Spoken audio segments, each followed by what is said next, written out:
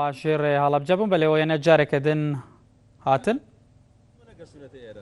ڕاستی برینی 100 ساڵ مێژووی نزیکی خەڵکی کوردستان و هەڵەبجە و ئەنفالمان پێ هاتوین لاری کەم بەم برادرانە بڵێن ئێمە سازین ئێوەش بسازێن ئێوە کێشەدارن خەڵکی کوردستان کێشەی نییە ئێمە یاداشتێکمان ئامادە کردووە وەکو تەواوی حیزب و لایەنەکان وەکو تەواوی عەشیرەتەکان حەزەکەم لە بەردەمی جەنابتە لە ڕێی جەنابتەوە بۆ تەواوی سەرۆکایەتی ئەم هەرێمە بۆتانی بخوێنینەوە ئەگەر گوێ بگرن سوپاسانەکەین سێپەڕێ بچووکە یاداشتی خەڵکی هەڵەبجە بۆ 5 حیزبە بەرپرسیارەکەی هەرێم بنەماڵە و خەڵکی هەڵەبجە بە تەواوی ئینتیما جیاوازەکانیەوە دوێنێ لە مەزنترین مەجلیسی خۆیدا یاداشتێکیان نووسیوە و بە ڕۆحی تەباییەکی مێژوویەوە گەشتە ئەو بڕوایی ئیتر دەبێ ئەم کۆبنەوەی ئەمڕۆ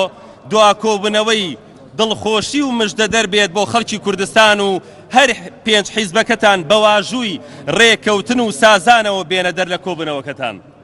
ئەمڕۆ ئێمە وەک نوێنەرانی ئەو کەپرە هاو ئاهەنگەی کە دەستگای ڕۆشنبیری پاشا سازی کردبوو بۆ خەڵکی هەڵەبجە هاتووینە بەردەم هۆڵی کۆبنەوەکەتان و پێتانەڵێین ئیتر کارەساتە ئەم کۆبنەوەیە دوا کۆبنەوە نەبێت و ڕۆحی شەیدان ئاسوودە نەکەن پێتانەڵێین ئیتر بەسە و شوورەییە و هەموو کورچاوەڕی ئەمڕۆ ئەکات و ناکرێ و نابێ ئەمڕۆ بێواژووی ڕێکەوتن بێنە دەرەوە و دەبێ بەڵێنی گەشتن بە سازان و ئیتفاقی سیاسیمان پێ بدەن 5 قۆڵیە بەرپرسیارەکەی هەرێمی باشوور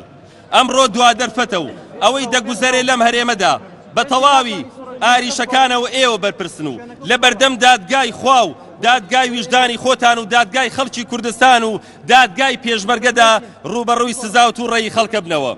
وامەزانن یاریکردن بە هەست و چارەنووسی تاشی کورد ئاسانە و هەروە تێئەپەڕێ ئەو دۆخەی ئەم هەرێمە و خەڵکەکەی تێیکەوتووە خراپترین دۆخی سیاسی و کۆمەڵایەتیە و بەری لێ نەگرن کارەساتی گەورە بە دوای خۆیدا ئەهێنێ قەیرانەکان و کۆچی گەنجان و هەموو نەخۆشی و هەڵئاوسانێک کە ئێستا بەریبینی مرۆڤی کوردی گرتووە هەمووی لە ئەستۆی ئێوەیە و ئێوەش پێمان وایە زۆر خوێن ساردانە کۆبوونەوە لە دوای کۆبنەوە ژمارە زیادەکەن و خەڵکیش لە چاوەڕوانی ئەم هەڵوێستەتانە تەحەمولی نەماوە دوجار ئەمڕۆ ئێمەی خەڵکی هەڵەبجە بەم یاداشتە داوای بەڵێنی واژووتان لێ ئەەکەین و پێتانەڵێن تا ناچینەوە هەڵەبجە تا دڵی پێشمەرگە و ڕۆحی شەهید شاد نەکەن ناچینەوە هەڵەبجە تا دڵی پێشمەرگە و ڕۆحی شەهید و ئەنفالی کوردستان خۆش نەکەن بەڵێنمان پێ بدەن و ئێمەش تا کۆبنەوەکەتان تەواوە بێ چاوەڕێین و بەردەم ئەم هۆڵە بەرنادەین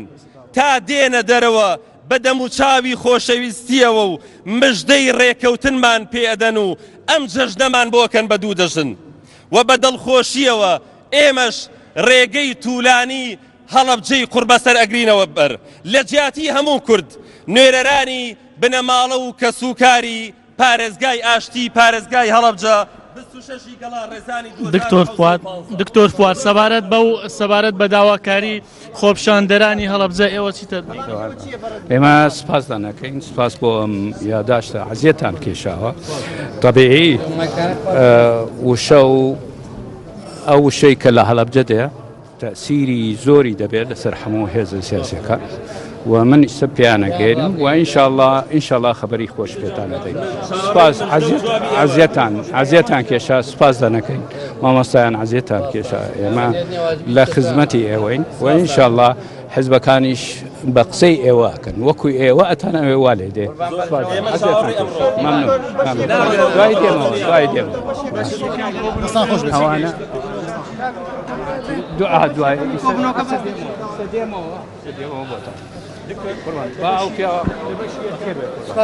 هەزانی دکتۆر